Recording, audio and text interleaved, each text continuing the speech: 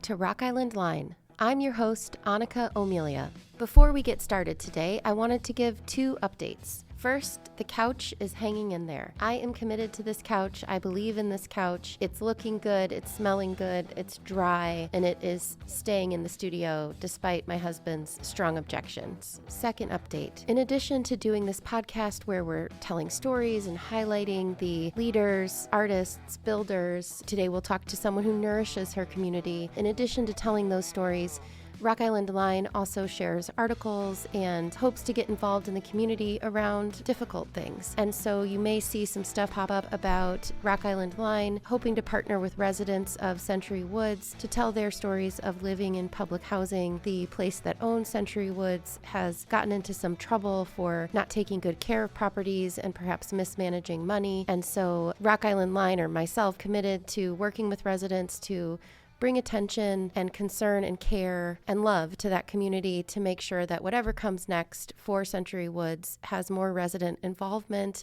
and is healthier and better for the people who live there. So if you want to get involved, you can go to rockislandline.com, check out the stories there. If you're a resident, there's a survey to fill out. And hopefully in the next couple weeks, we'll get together with residents and city leaders to just talk about how to make things better. But today I am super excited to be talking to Laura Mahn. Laura Evans Mahn is the founder of Nest Café. Nest stands for Nourish Everyone Sustainably Together. And I'm so excited to have her here today to talk about the beautiful work that she does in Rock Island. So without further ado, here's my conversation with Laura. I'm here today with Laura Mahn from Nest Café and really excited to talk to you today, Laura. Thanks so much for having me, Annika. I'm excited too. I've been kind of starting out every interview asking people to talk about their connection to the city of Rock Island. What is your Rock Island story? This is not the typical one. So I did not grow up in Rock Island. I grew up mostly in North Carolina and on the East Coast. And so my husband got a job teaching at Augustana. That's what brought us here. And I'm going to make some Rock Islanders mad here, but I really dreaded moving here. So how old were you?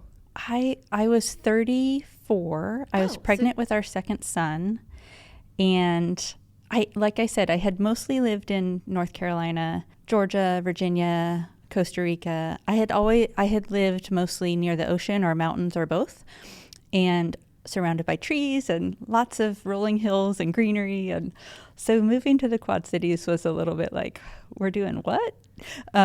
Especially at 34 yeah. with one child already. That is probably a really hard time to kind of recreate your life and networks. And, wow. Yeah. However, my dad grew up in Illinois. My mom grew up in Iowa. So I had, my mom's whole family was still mostly in Iowa. So I had some connections.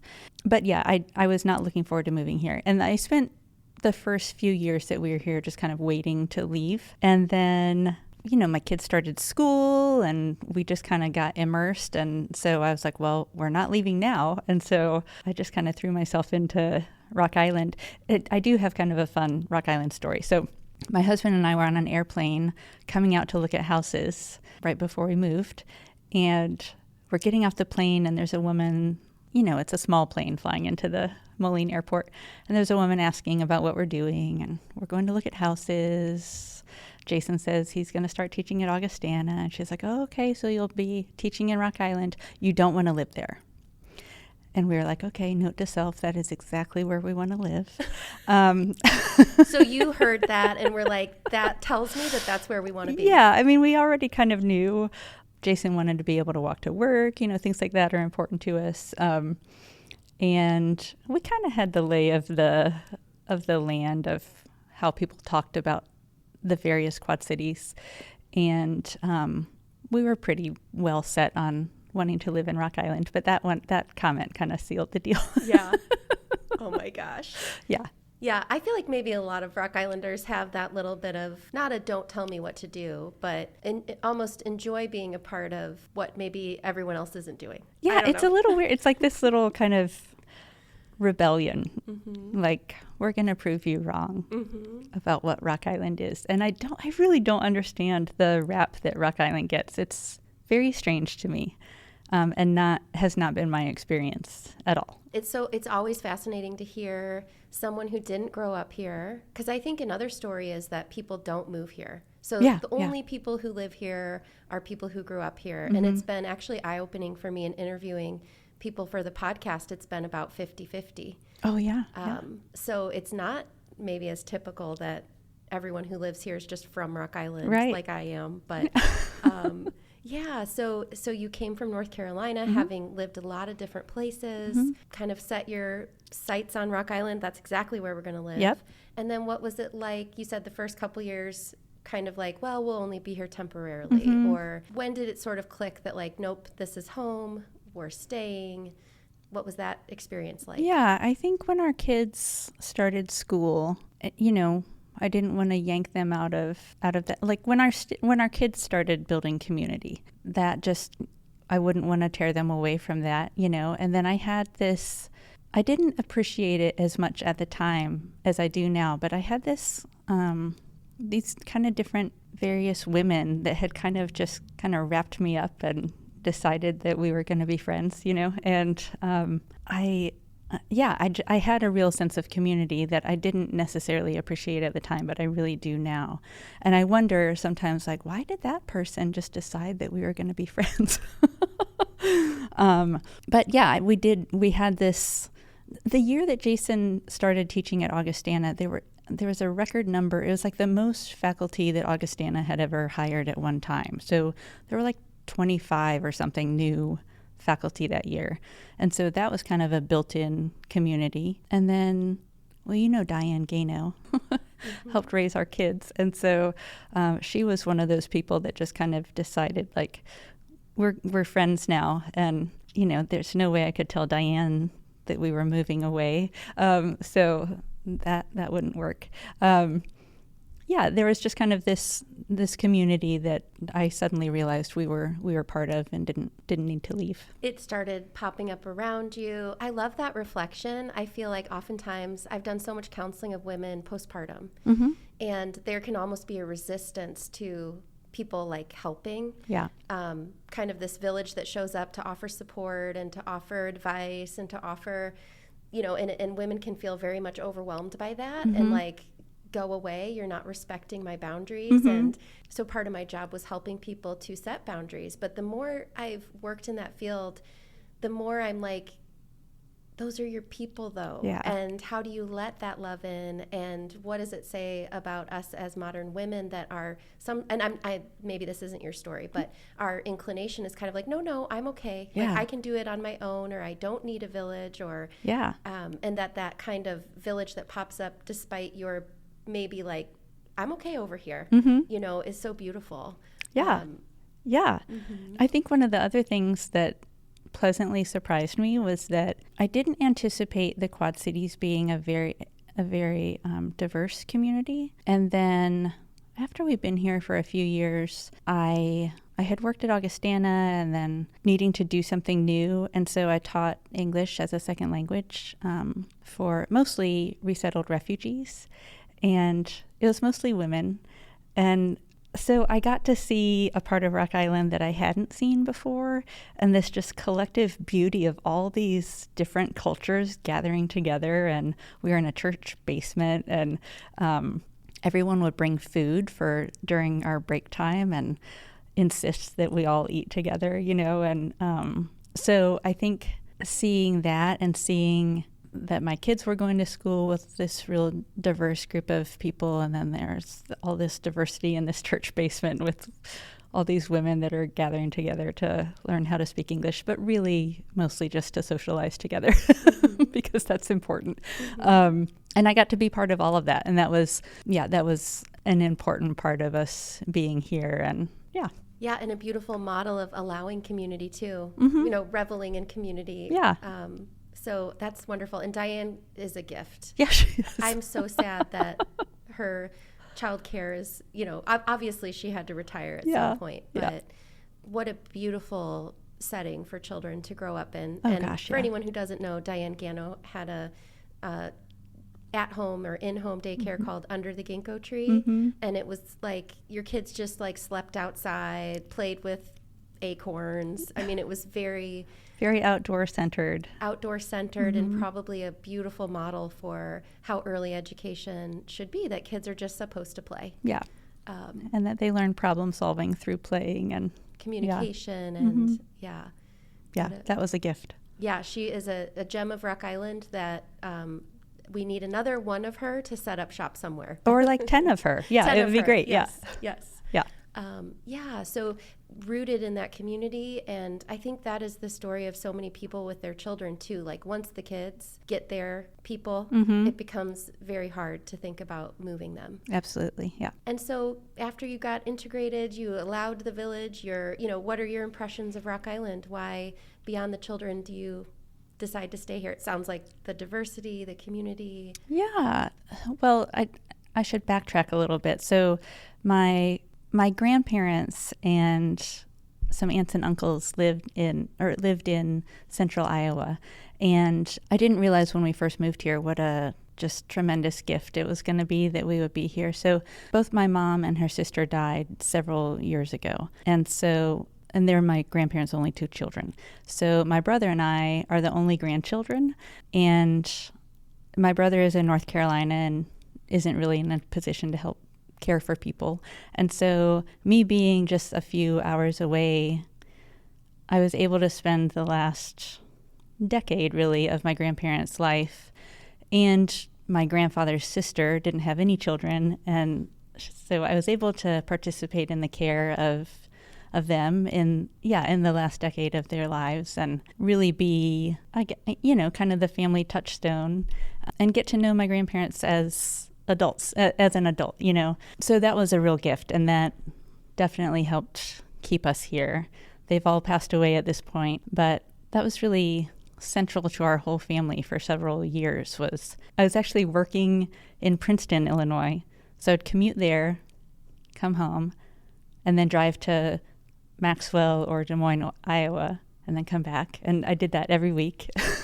Oh my God. So that was another big piece of us being here was I was kind of tethered to my family. And that, like I said, just ended up being a real gift to all of us, I think. But now they're all gone, and I don't know. It's just home. It's just where we are. My oldest son goes to college out in Virginia.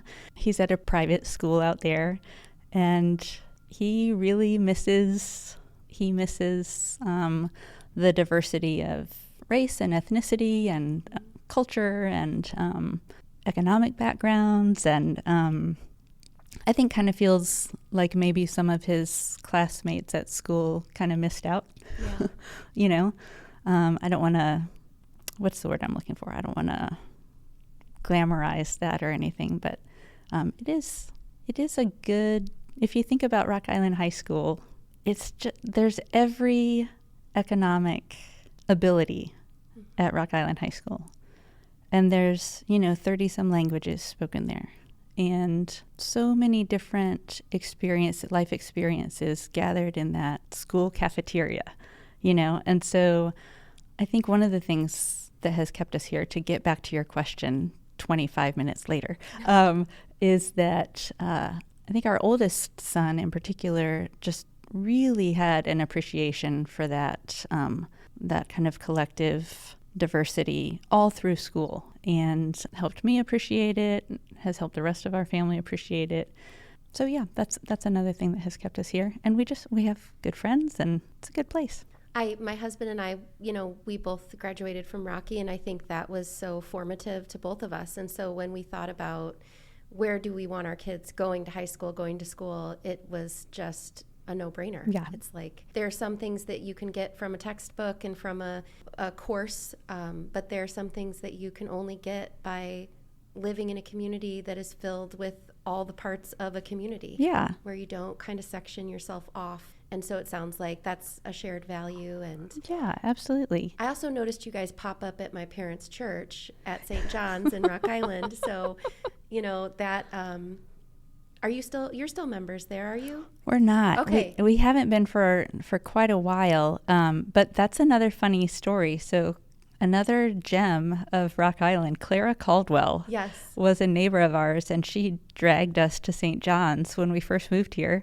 And so, yeah, that was another kind of formative community where we just kind of felt enveloped and welcomed.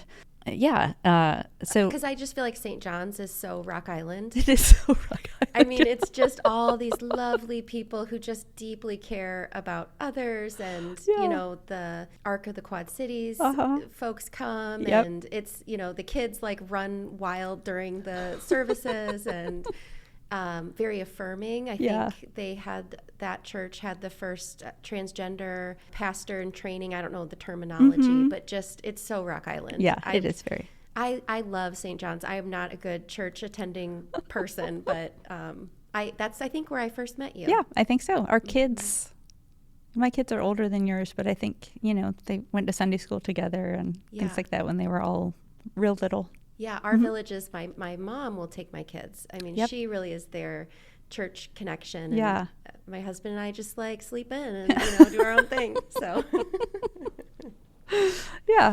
and your mom and I, for a while, I helped run the after school program at St. John's, and your mom was a big part of that. Was that like WOW on Wednesdays? Yeah. She still keeps in touch with a couple of the little kids from that program. And but that experience is like the Rock Island experience. Absolutely. Just being around lots of different people. There's a little bit of a genuineness to people where they really like look at you and care about you. And it can almost feel overwhelming. Like, Claire Caldwell wants to like hug you. And and that, again, I don't want to glamorize the whole diversity of it. It doesn't mean that things always go well. There are bumps and people don't get along, but I think that's a really valuable part of, especially for our kids growing up, I think that's a really valuable thing for them to see. And how do we work through this? And what are the reasons that people don't get along? I think those are important things to work through as you're a teenager so that you don't get bombarded with it when you're 50 and don't know how to deal with it or choose not to deal with it. Yeah. Yeah, you have to be in it, and you as parents, we can help them.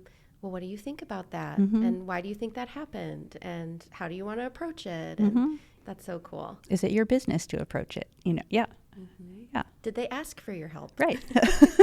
Exactly. Well, and so I'm just so curious about, I had Don Wooten on, and he said that he was mostly felt he was a teacher. And I've had some folks on who I think strongly identify with this role of leader. And, as I was thinking about you coming on, I'm like, what is Laura? And I don't know you that well, but just the work you're doing through Nest, I'm like nourisher. She's nourishing people, or she's people-centered, or so I'm so curious about your journey to Nest. Yeah. How did you come up with this idea? What made you move in this direction of starting Nest? So I guess to start, I'll clarify what Nest is. Nest is a pay-what-you-can restaurant in downtown Rock Island. It's an acronym. It stands for Nourish Everyone Sustainably Together. And I don't have like a concrete answer. It wasn't like a one-time like, oh, I'm gonna go start this thing. It's kind of a journey, like most things are. So I think the farthest back I can trace the little seed of this is I'm an ordained minister, and I was serving a congregation as associate minister in Atlanta. And there's this great, or at least there used to be, I don't know if it's still there, there's this great restaurant that used to serve specifically unhoused people. And volunteers would go in and make the whole dinner, and then serve on like white tablecloths. And so it was supposed to be, a really welcoming environment. But it was specifically like, I think there were a couple of staff, and then volunteers would go in, make the dinner, and serve the unhoused people, which is great. But and I loved going there, and I loved taking people there to help volunteer. But there was always a little something about it that bothered me, and I couldn't quite put my finger on what it was. And then fast forward a few years, I was living back in North Carolina, and I was working for a large nonprofit there. And I was in charge of, one of the things I did was arrange the meals for the huge women's homeless shelter. So every night there was a different congregation or synagogue that would make the meal. And we had like 250 different congregations that were making these meals, which is phenomenal. But every night, what was being made was either pizza or pasta. Because, we're busy people, and as busy people, pizza and pasta are pretty easy to do. You order pizza or you make pasta. It's cost effective. So I understood why it was happening. But from the perspective of the women that were eating this food every single night, they're already a really vulnerable population. A lot of them probably had diabetes. And so then we're just carb loading them every single night. And there are a lot of people, I'm sure, that will say, well, they could, You get what you get. You get what you get, and you don't throw a fit. Yeah.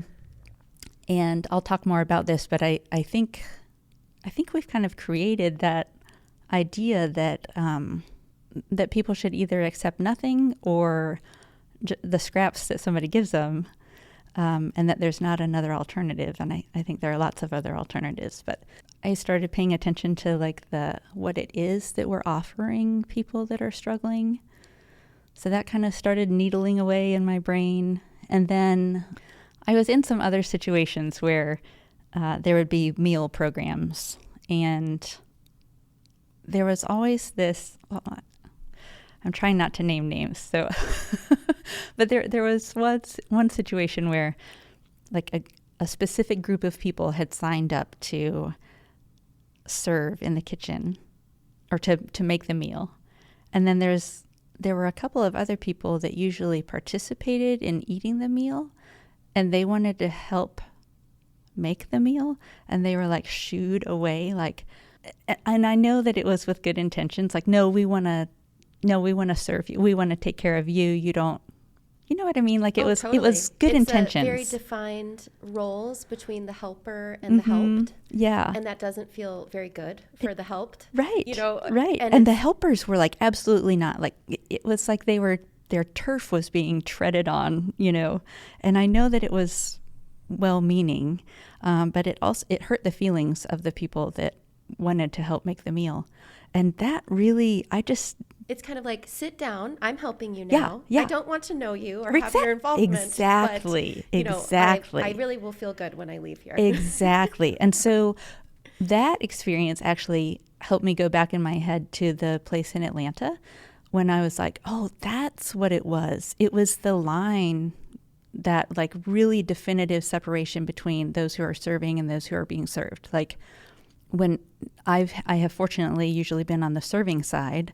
And so we get to go home and feel good about ourselves and pat ourselves on the back. Yay, we did something good. And we did, that's valid.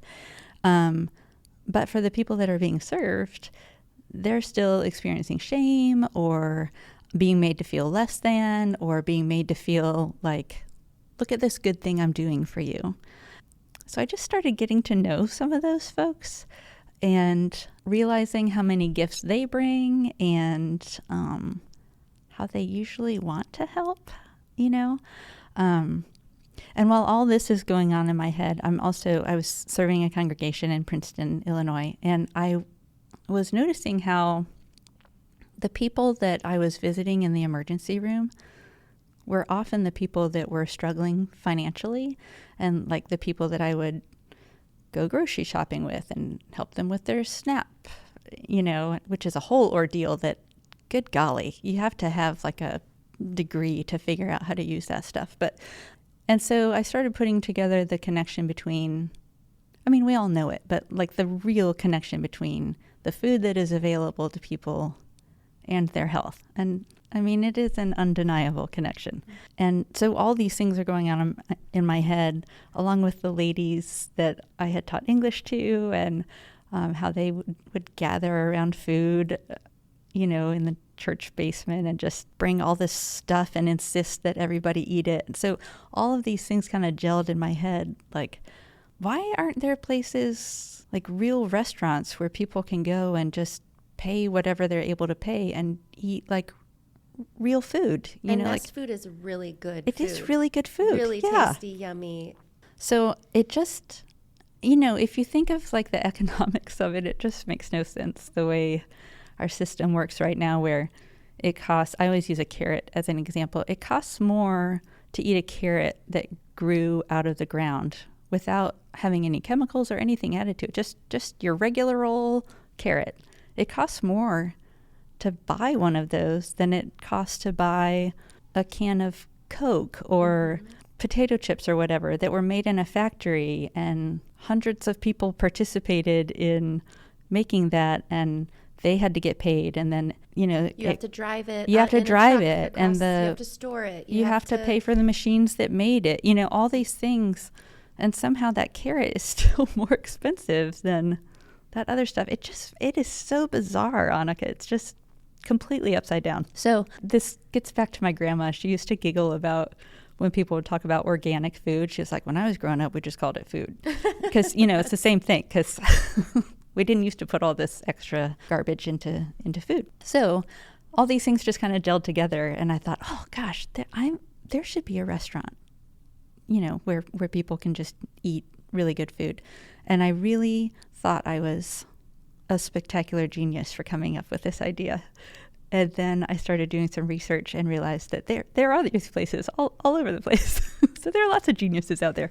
I've done that before. I'm like the queen of ideas, like Michael Scott on The Office, who's like Shoe La La, a shoe store for men.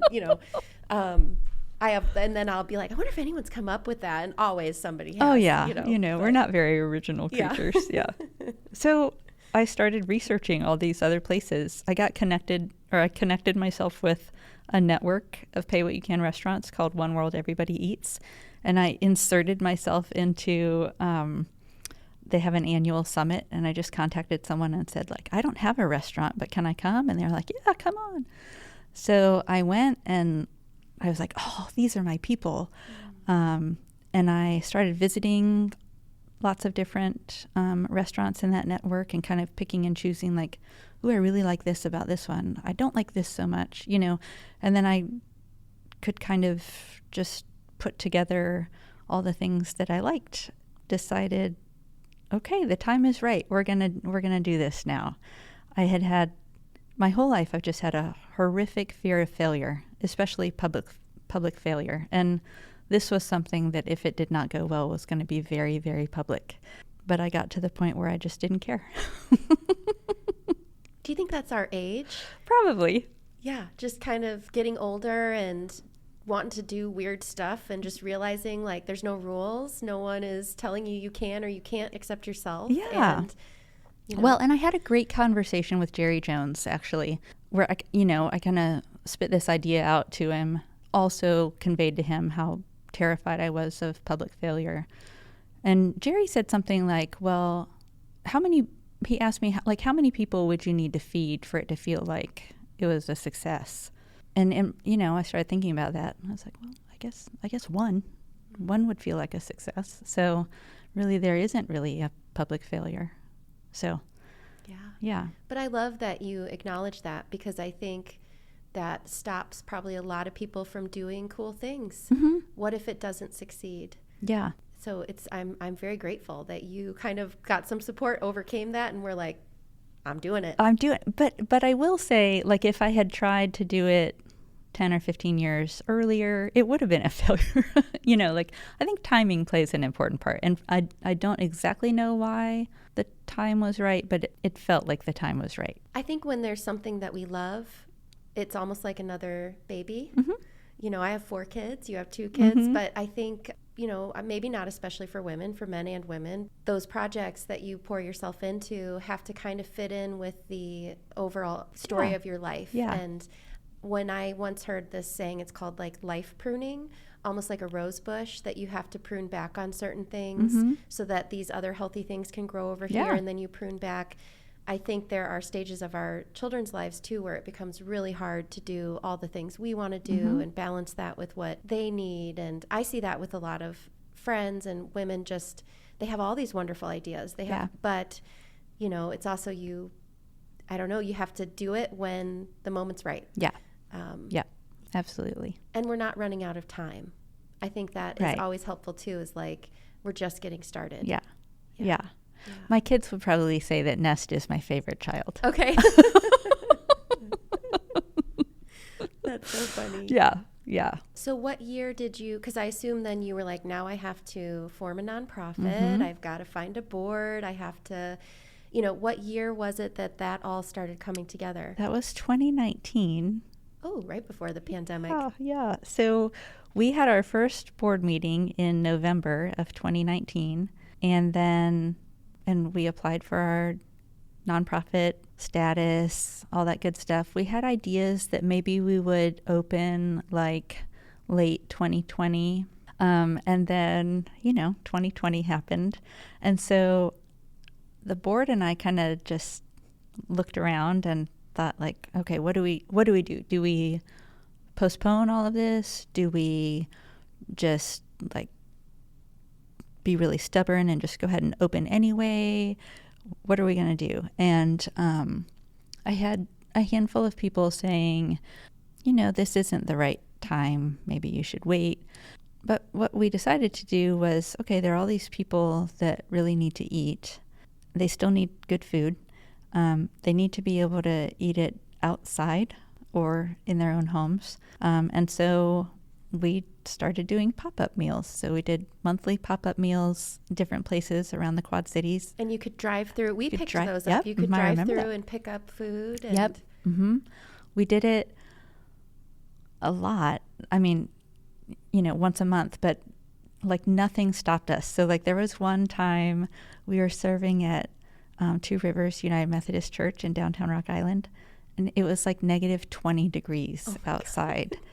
And God bless the people that came, but they got to drive up in their cars, and Katie Thompson and I were standing out there in just ridiculous big like snowsuits and serving food. It was great, made for great memories. Yeah, and the model is anybody can pay what they want, like you said. So I could get a meal for my family, and maybe I really believe in what Nest is doing, and so I might even overpay for my meal as a way to support. Can you do that? I'm so glad that you said that. Okay. So. Because I feel like we tried to do that, like give extra money at the drive-thru. Yeah. So I'm so glad you said that. So I was anticipating that you would ask me, like, what's been the most difficult thing about this? So I'm just going to go ahead and answer that, even though you didn't ask. And the most difficult thing is getting people to understand that we do not have prices. So there's no such thing as paying extra. Yeah, that's right. You just give whatever you want. Yeah. So, and that's important because it seems like it would be simple. Like you pay what you can. Everybody's just paying what they can. But it becomes so complex, which I had not anticipated. So we do have a lot of people that will say, like, I'd like to pay extra, or, well, I'll come to some examples in a minute. But really, if you can pay $20 or $25, then please do. If you can pay $10, please do. But we have this sign. We used to have a suggested donation amount, and people just really understood that as a price. And so we changed our wording to get away from people thinking that it's a price, because we don't have prices. So we changed the wording, and we have a sign in the restaurant that says, "We do not have prices." And then it says, like, "Are you stuck? Do you need a starting place?" Because it's really, I understand it's overwhelming for people. Like, I have no idea what to pay, So we say, do you need a starting place? Well, a starting place could be $12 for a full plate and $8 for a half plate. That means absolutely nothing, Annika. So what we did was we looked at what people pay at fast food restaurants for a full meal, like some sort of side and a drink, Fast food has gotten really expensive. It's really expensive, yeah. And so the average meal like that is $12. So we were like, $12. It actually costs us about $21 per meal that we serve. If meaning that if we were like a traditional style restaurant, we would have to charge $21 to cover our bills. Rent and the chef and the insurance and all that. Yeah. And, yep. All the good things. But yeah, so we just have a starting place. And it, like I said, it really means nothing.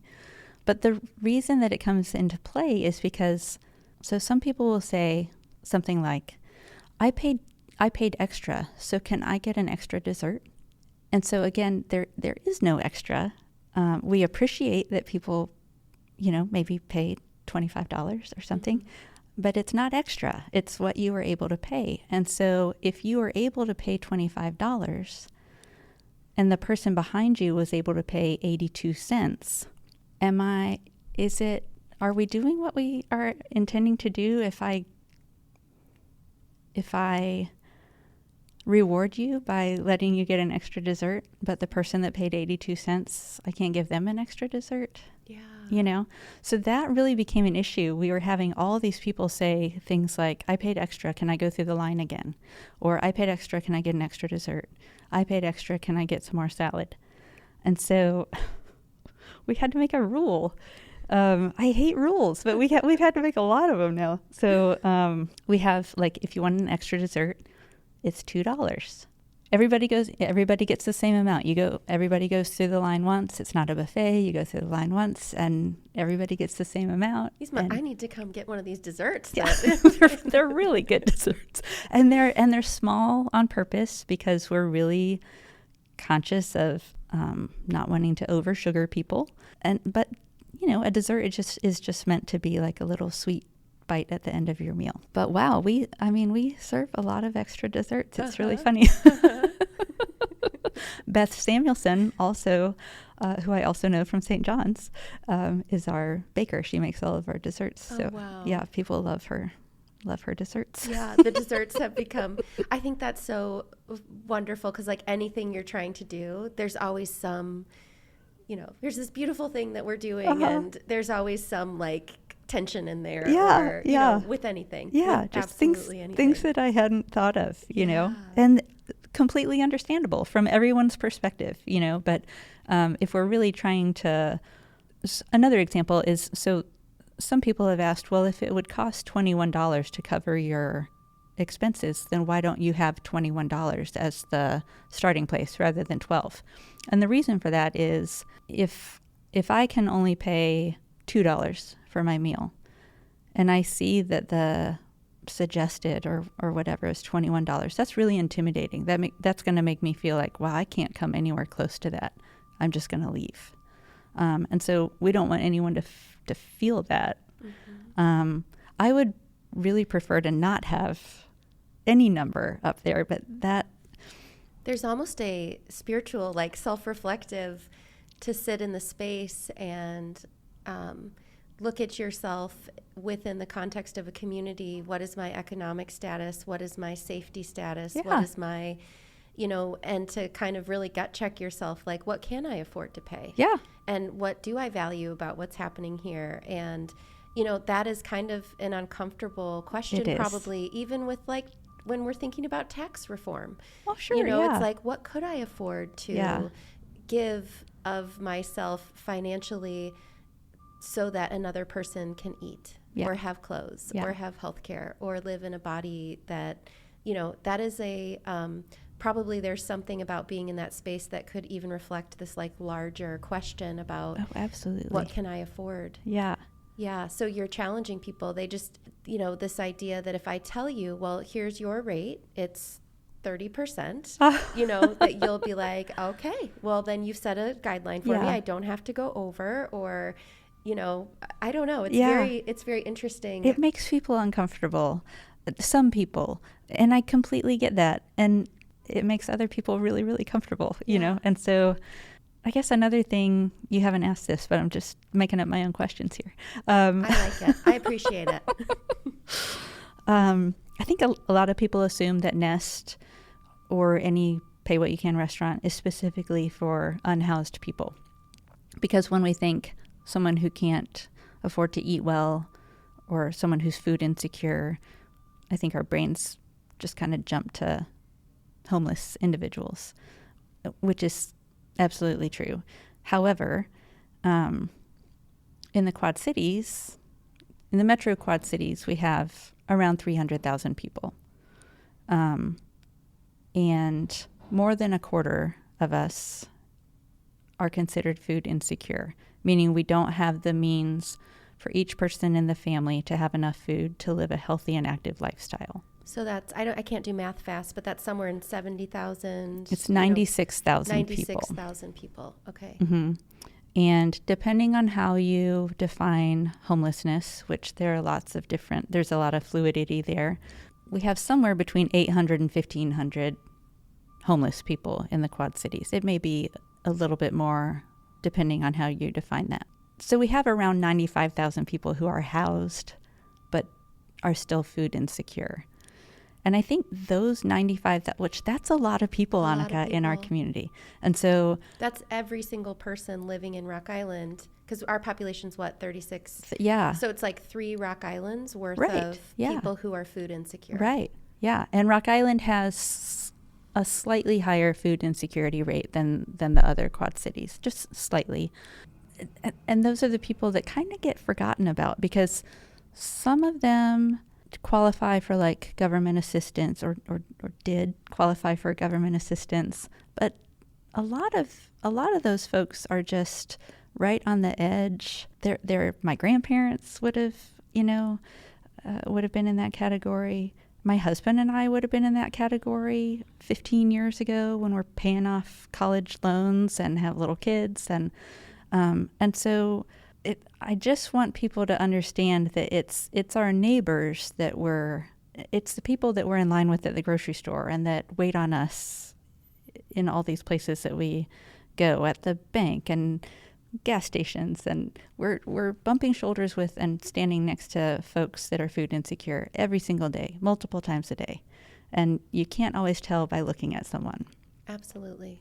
And so that, I think, is maybe the most important thing about Nest in my mind, is that it needs to be a place, and I've been so pleasantly not surprised, but just I'm really happy that it has turned out to be a place where there are all these people from different economic abilities and life situations that are all sitting in the same room, eating the same food, and you don't necessarily know what someone else paid for their meal, and you shouldn't know what someone else paid for their meal, and it doesn't matter, and it's none of your business. And we just are all in the same room eating the same really good, nutrient-dense food and kind of getting to know each other without the first thing that you know about someone is their economic status. Because a lot of places that help people that are struggling, you can identify them as soon as they walk through the door, just because they walked through that door.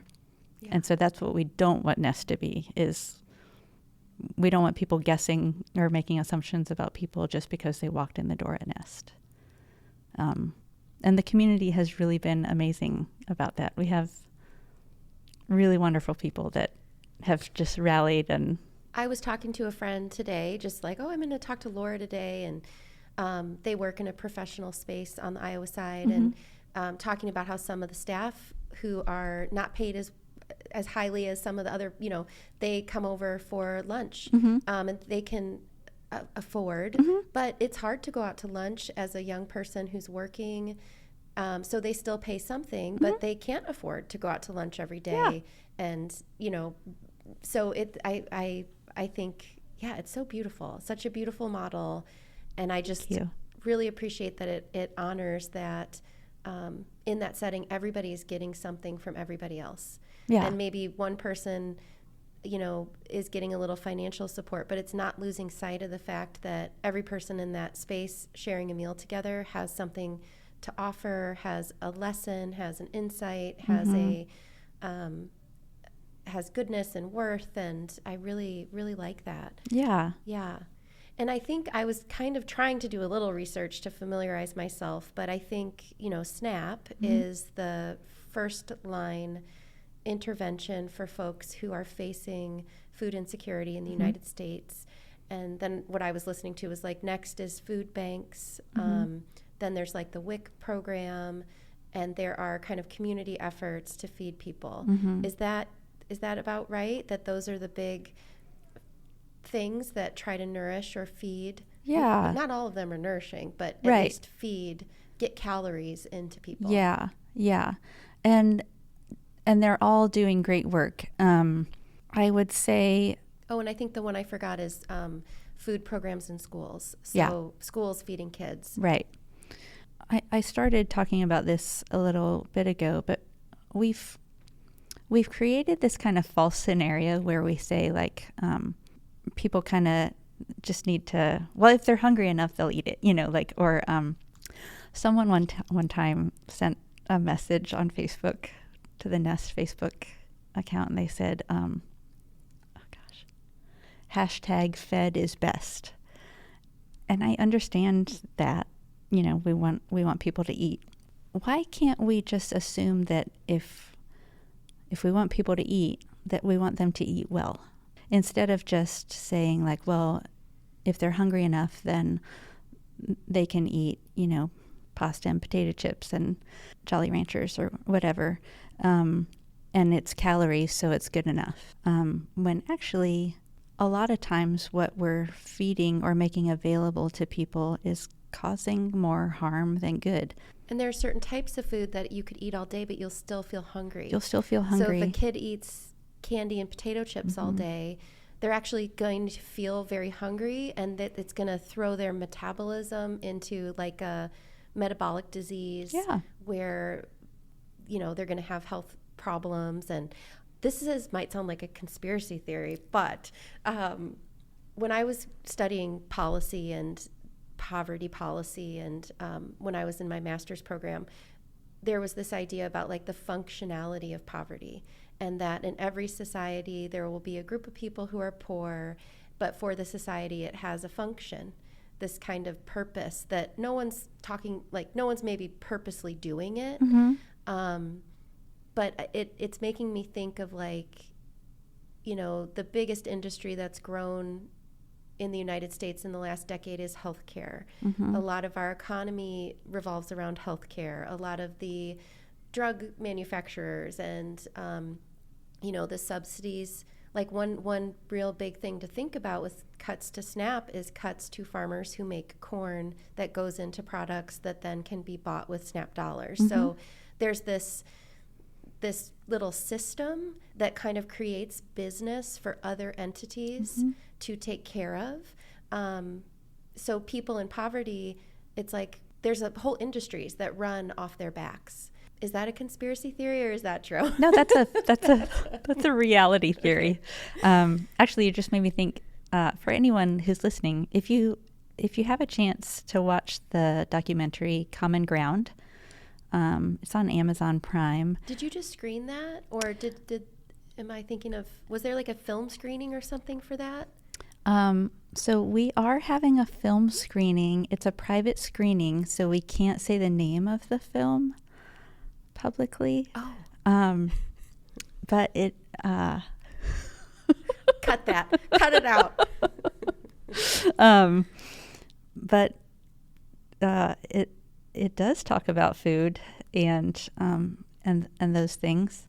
And if you were interested in such things, I would recommend that you watch Common Ground. Okay. Yeah, I'm going to check it out. Which talks a lot about how the companies that create the chemicals for pesticides, or just the pesticide companies, really drive pretty much everything that happens with the Farm Bill.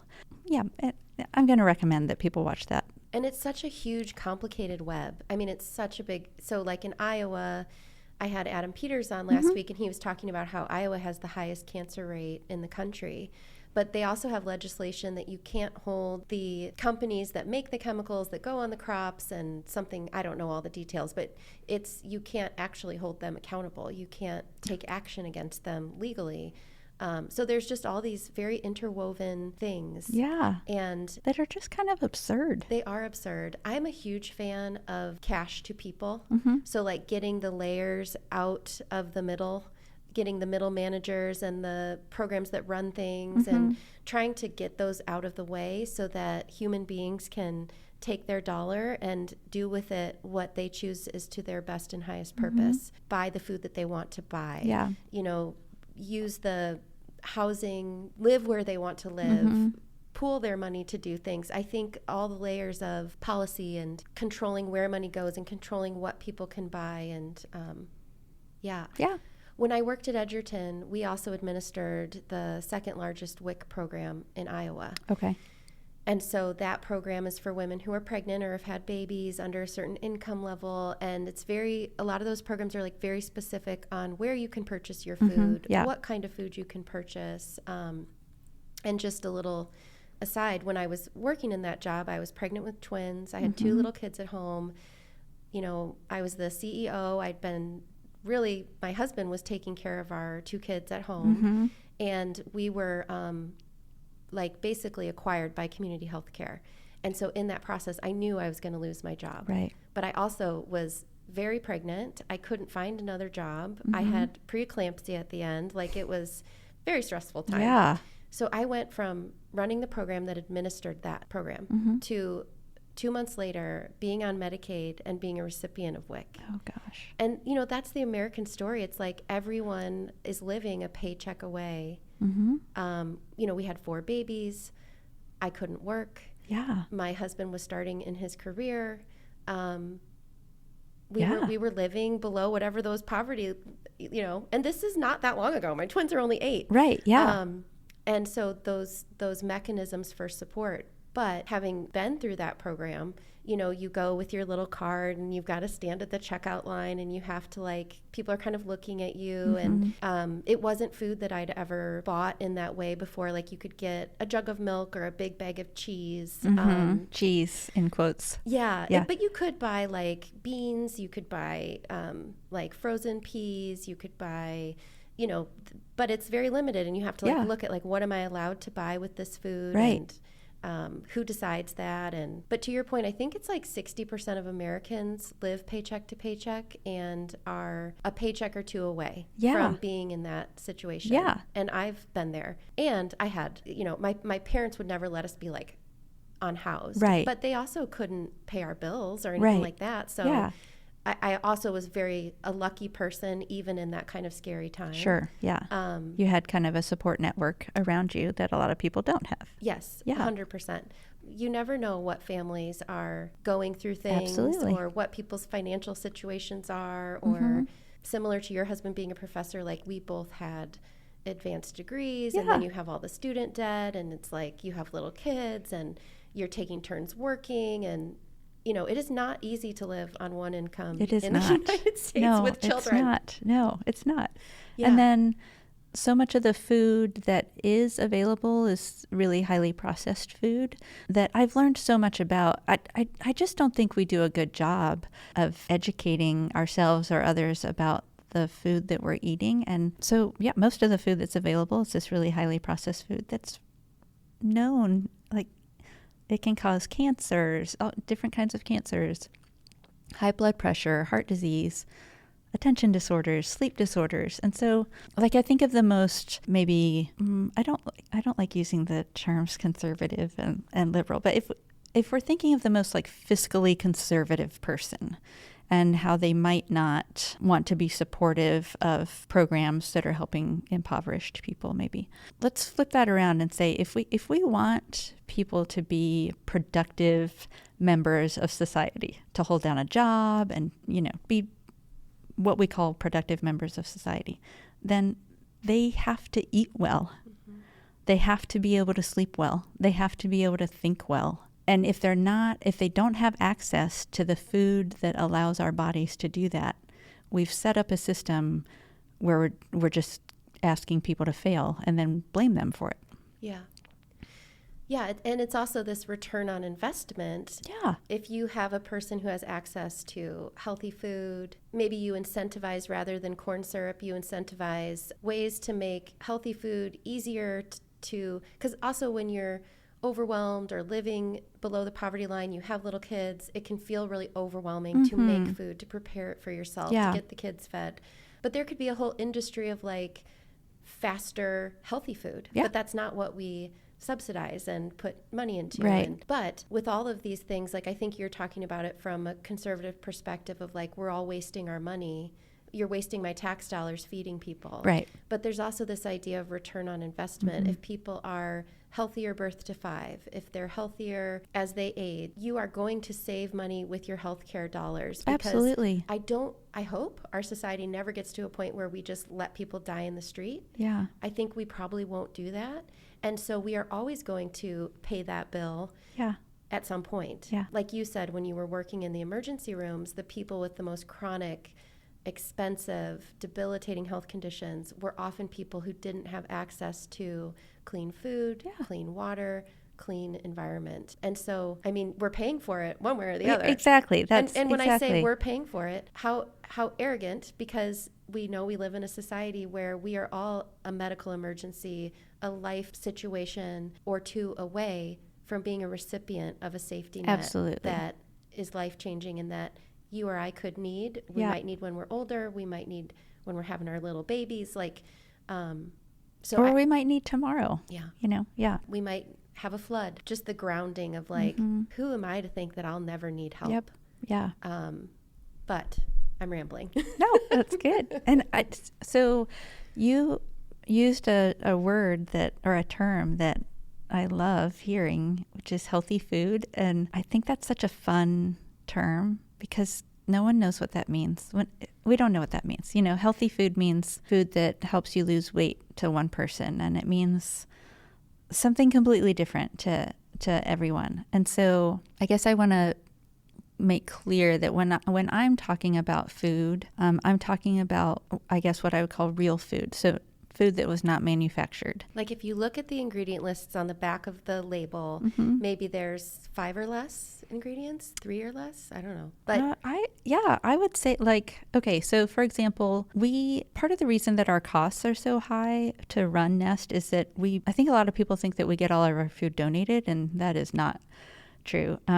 We buy all of our meat from Grateful Gray's Regenerative Farm in Cambridge, Illinois. And so a regenerative farm is a farm that uses the land and the animals to feed each other. So there are no chemicals involved anywhere in the process. So the animals eat from the land and then disperse and they fertilize the land. And so they're helping the land, and then the land in return is helping the animals eat. And that's the whole system. And you move the animals around from place to place so that they're fertilizing the different parts of the land, and there are different plants and trees growing in different parts, because then that gives the different animals the nutrients that they need, yada, yada, yada. So it's a whole system. It's kind of how farming was intended to work and how it worked for thousands and thousands of years. The look on my face is because we went to Wisconsin for a work trip, and the outing they planned was for us to go to the dairy farm that provides most of the cheese for all the pizza and everything in Wisconsin. I don't know why they took us there. It was one of the most disturbing. All the cows were like so close to each other. They had like pussy eyes, and it smelled bad, and then they'd get on these machines that would milk them and take them around a conveyor belt, and you know, all of the droppings were mixed. And like the kids were grossed out. Jim and I, we went home and showered. It was like, that was the most depressing. Yeah. So this farm sounds like it is the way farms are intended to be, rather than some of the factory farms. Right. Like at the end, they gave us a ice cream bar that was made from, and no one wanted to eat them. Yeah. We all just left depressed and grossed out. Yeah. But you don't usually have to see that when you eat your food. So exactly. You can be like, it's not happening. Exactly. We can just be ignorant. And that's how we usually eat, you know. But because regenerative farming is not the way that most farms work now, it's expensive, you know. And so the reason we buy that meat is because it has all of the nutrients that meat is supposed to have. It hasn't lost any of the nutrients. They actually, Grateful Grays has t-shirts that say, "Our cows eat kale, so you don't have to," which I think is hilarious. I love that. Although I really like kale. I do really like kale, but I know a lot of people don't. We think it's worth it. We're in the Midwest, people eat meat. If you're going to eat meat, we want you eating the meat that our bodies were created to eat and process and use, And then in the summer, a lot of our produce, we get as much as we can from local gardeners. Nest has a garden. We buy the majority of our lettuce from Tapestry Farms, which is another local nonprofit. So we want to support our farmers. We want as many nutrients as possible in the food that we're buying. And then we do shop at grocery stores. So, the growing season does not last 12 months in the Quad Cities. So we do shop at grocery stores also, but we try to buy organic produce and things like that so that we're getting as many nutrients into people's bodies. So when we're thinking of healthy food, we're thinking of as like packing as much punch as possible as far as nutrients go and taking away as many chemicals as possible. And so nutrients, like you need fat, you need protein, you need carbohydrates. You need all the vitamins. You need minerals. Vitamins, minerals. Yeah. So just getting a really well-rounded, like you said, nutrient-dense meal. I think there probably in your world, also in mine around food, there can be these landmines of all food is good food. I'm in mental health, so around disordered eating or body image, there is absolutely 100% health at every size. There is all that stuff can get tangled up, and then it becomes really difficult to talk about. And as even as a therapist, not only does what you eat affect your physical body, but your mind is connected to that body, and it can really impact mood, anxiety. 100%. Like brain fog. And so, but it can be dicey territory to ask someone, how are you sleeping? What are you eating? And it's just tricky because people can be in recovery from maybe disordered eating, and they're in a phase where they're eating mindfully, they're trying a variety of foods, maybe they've been so into labeling like good food, bad food, that is very unhealthy to kind of get it into those categories. And so it's a tricky thing to talk about. It is a tricky thing to talk about, but my bias is, no, there is good food and bad food, but you're not supposed to say that. Yeah. I think if we can just say food, like food is naturally made, so like real food versus fake food. I don't know. Yeah. Well, and I think what we know about food that is, I've also spent a lot of time with addiction and recovery. And I do believe that there's food that scientists have designed in a lab to hijack your brain. It's the food that you think about when you're away from the food, not because you're hungry, but because you want it to do something to you. Yeah. And that food is usually cheaper. And, they've spent a Dorito, how much money has gone into the flavor profile of the Dorito, the way the fat and the salt, and and so to expect people to it would be like asking someone with a drinking issue to mindfully drink. That's a really good way to say it. And some people can. My mother-in-law can keep a little thing of chocolates in her foyer and have one a day, and they would be there for however many days of chocolate were there. Yeah. If I spent the night there, I would eat all the chocolate, and she'd be like, what happened to all my chocolate? So also, I think people are designed differently. There's no one size fits all. Oh, for sure. Yeah. But for people whose brains are maybe more influenced by dopamine hits and telling someone well, you should just be able to mindfully eat the dessert and move on, I don't think acknowledges mindfully eat the Dorito or I don't think it acknowledges the power that chemicals can have over your brains, where you're a little bit powerless. So we do sound like conspiracy theorists right now. We really do. There are people listening oh gosh. I put something on my Instagram that was something about not being afraid to be cringy, because I don't think you can do something like this without with censoring yourself too much. That's true. Yeah. But everything is complicated. So even food, even feeding people. It's complicated. Gets complicated because people have so many different views. Yeah, but you just raised something that I hadn't pointed out earlier, and I sound like I think that Nest is like the end all be all save every. I realize that it is not, but some of the things you were just talking about reminds me of why we try to make it so that everyone has choice. Like, that's really important, that everyone has like ownership over what they're eating at Nest. So we have, everyone gets to choose their portion size. Do you want a full plate or do you want a half plate? I don't know how much it takes to make you full, so you choose. Mm-hmm. We always have 2 main dishes, 2 side dishes, 2 desserts, and everybody kind of creates their own salad. So everyone's choosing what they want. We always have a meat option and a vegan option, not just vegetarian, but vegan. We always have a gluten-free option. And we found that about 30% of our customers have special diet needs because of medical issues. So it's important to give people choice about what they're eating. And we don't, unless you're going to a pretty fancy restaurant, we don't tend to give people those options and those choices, especially for people that have special diet needs, So I think that's an important piece of what we're doing, and I would love to see more of that. There's a reason. I understand why food pantries can't do that a whole lot, because things have to be shelf stable, but it would be great if just as a whole society we could kind of turn the food system on its head and say, okay, we're going to prioritize real food because it has actually what our bodies were intended to process and use. So we're going to prioritize making those things available and giving people choice because every person is different. I think that would be a great project for the world. Yeah.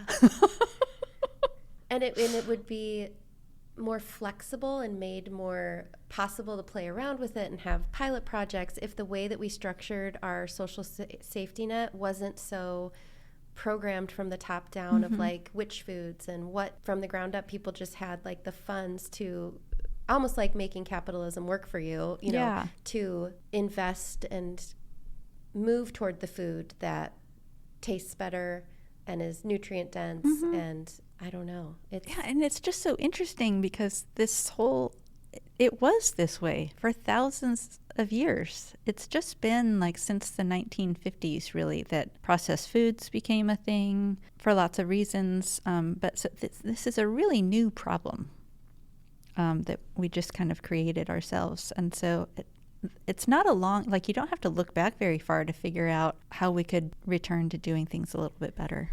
Yeah, and I think even for Rock Island, I think we are in a food desert in some parts of our city where there just isn't even access to a place nearby to go and get any type of grocery, fresh groceries. And I don't know if this is like an area that you know about, but could a community feed itself all year long with the proper physical structures? And, can you do like indoor farming year-round for fruits and vegetables in a way that you could feed a whole community locally? That's a great question. I mean, you could. I've seen it in these post-apocalyptic movies where they all live in bunkers. I'm like, oh, they're all feeding themselves inside. I think you could. It would take so much investment. And so why not? So you would just need soil and water and some special kind of lights. And warmth. Yeah. Mm-hmm. And you could grow tomatoes, and you can grow just about anything. You can grow just about anything inside. Mm-hmm. I wonder what just for a thought experiment, like if on 11th Street we created an entire indoor ecosystem where we could feed a giant greenhouse where you could feed the entire city fruits and vegetables year round. Mm-hmm. I just wonder, could you then sell that to the grocery stores in Rock Island? Could you have...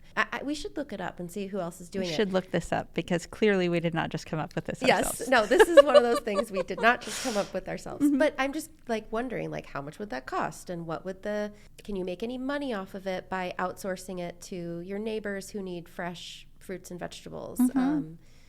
Just that idea of self-governance and self-sustainability, and how does Rock Island kind of protect its water, protect its food source? Maybe we get one guy make toilet paper just in case, Yeah, just in case. Yeah. I'm thinking about how large that facility would need to be. I mean, obviously it would need to be ginormous. But now they do like vertical gardening too. Yeah. Oh yeah. Like the return on investment, like how long it would take for the cost benefit to play out, and if people have that much patience. But it seems like, I mean, we've had patience with the way we're doing things now, so it seems like it could be worth a try. Yeah. I like it, Annika. Yeah, let's like find a way to. Let's do it. There's so many ideas, and I love your Nourish, and that's how I will think of you, is like, it goes beyond feeding people, it's nourishing people, and, doing that in a sustainable way together. Yeah. That is such a, I love Nest.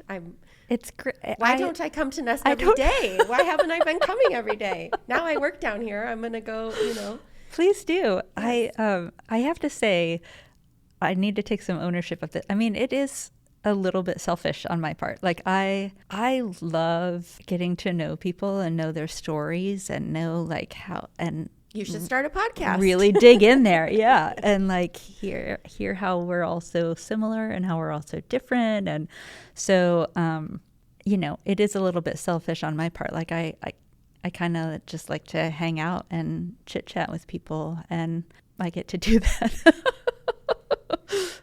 So it feeds me, it nourishes me as well. I can't quite say how, but I do really thrive on making connections with people. And yeah. Yeah. So I want to start this like think tank thing. And so a couple people have signed up, but I haven't set a date for it because I'm just overwhelmed and like, what am I doing? Uh-huh. But it would be cool to get, for one of the think tanks, a group of people, maybe Tapestry Farms and Grateful, is it Grays or Grays? Grays. Mm-hmm. Grateful Grays, even though they don't, they're in Orion, but they're in Cambridge. Or Yep. Cambridge. Yep. Mm-hmm.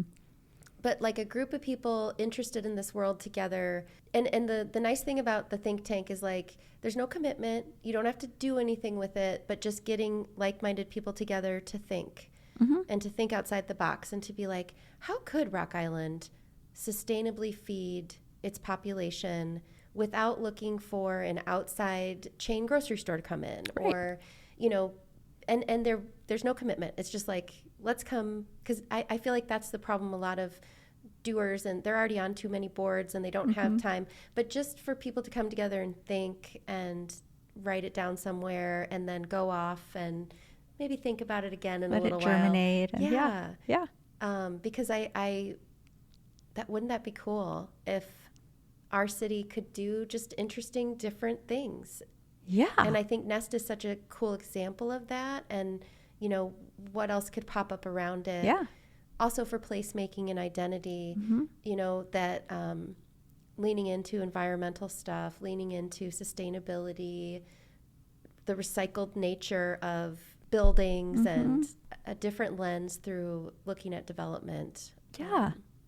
We could turn the whole empty space next to Edison Junior High, that where Walmart was going to go several years ago. We could just turn that into a giant farming, gardening situation.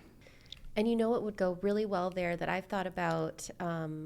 We took a trip to Hawaii, and one of the coolest things we did while we were there was we went to this field, and it was like concrete in the middle and a bunch of picnic tables, and then all these really cool food trucks. Yeah.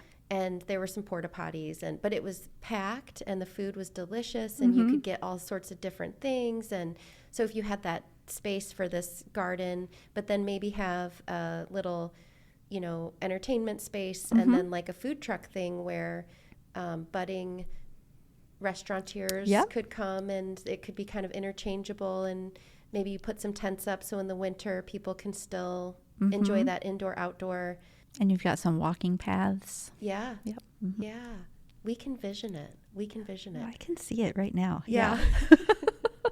So, but just these ideas and those things that make a community unique and special, so that people are like, you know what?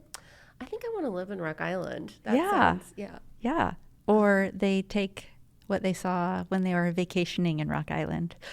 And they go, because people vacation in Rock Island all the time. Yeah. And then they take it back to their own community. They're like, I learned about this in Rock Island, Illinois. And then people are like, Rock Island, Illinois, where's that? And then they start Googling it, and it's a whole thing. Well, they also have one of the largest 3D printers on the arsenal, I guess.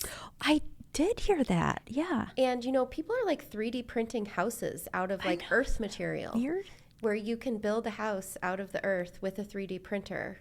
Who knows how we do all these things, but I'm also like, how do we use our garbage to like recycle it and build our roads with the more, in some countries they're, like in India, they're somehow using their garbage to make these really durable roads that require less repaving.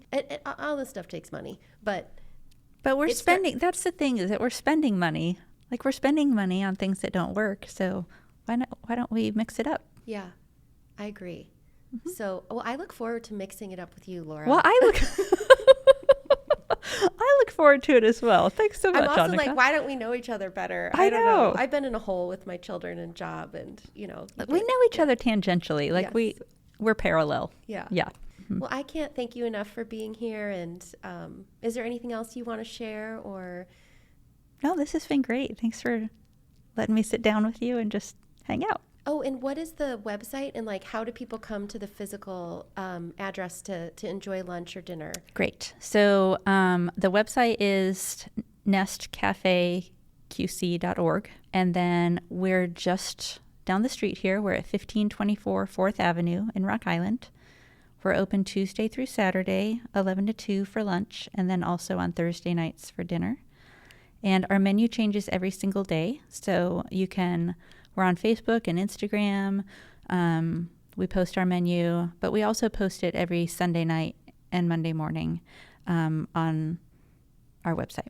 So, like, what are you serving today? Golly, I knew you were going to ask me that, and I forgot to look it up. I saw it on the internet. I think it might be like a Mexican kind of dish, like a bean and I can't remember. That's okay. Yeah, okay. Yesterday was enchiladas. Oh, maybe I saw yesterday's menu. I knew you were going to ask me that. I completely forgot to look. And people think it's so funny that I don't know, but it changes every single day. It does change every day. I know tomorrow is a cherry kofta, which is like a kind of like a Mediterranean dish. And then, I'm going to get it all wrong. I don't remember. Yeah. But every Saturday is Build Your Own Burrito Day. Ooh. Yeah, every Saturday. Build your own burritos, and then you can have either a sweet side or a savory side. That's awesome. Mm-hmm. And it is really good food. I mean, it's really just it's better than most of the food you can get at most restaurants in the Quad Cities. So, yeah. Thank you. Yeah. Well, thank you, Laura. Thanks for having me. Yeah, we'll talk again soon. Sounds good. All right. Maybe 5 years from now, we'll be eating at the food truck / community garden on 11th Street. Wouldn't that be great? Yeah. Somebody will be like, who came up with this idea? Yeah. All right. Exactly. Thanks, Annika. Thank you. Okay. We did it. Woohoo.